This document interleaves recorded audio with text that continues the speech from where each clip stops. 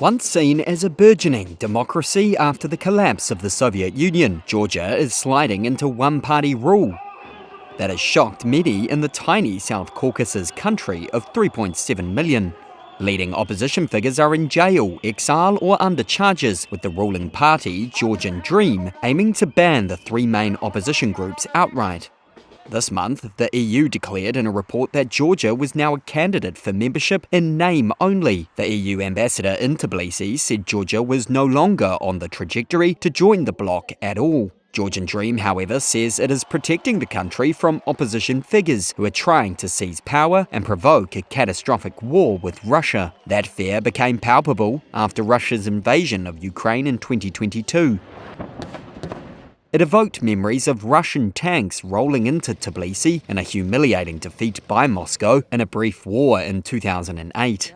Georgian Dream lawmaker Nino Silosani described Georgia as an island of peace. The war in Ukraine, the Gaza and Palestinian and Israel war, the processes and conflicts in the Middle East and Iran and Syria and everything.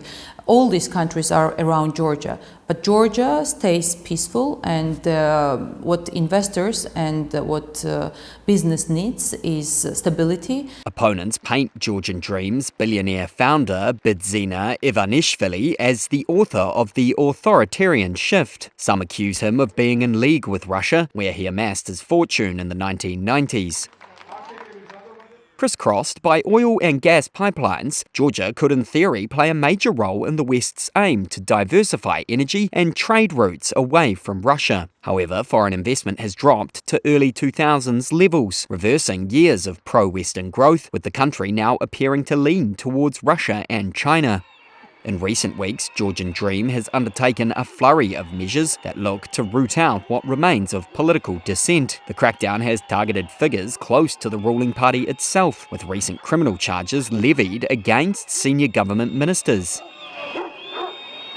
Arrests at nightly anti-government protests outside the parliament keep political activists in states of fear, despair and resignation. Dozens are languishing in jail or have been fined for blocking the road. Grigol Gigalia is a member of the opposition Lelo party. We are losing our country, and we realize full well what that means for all of us.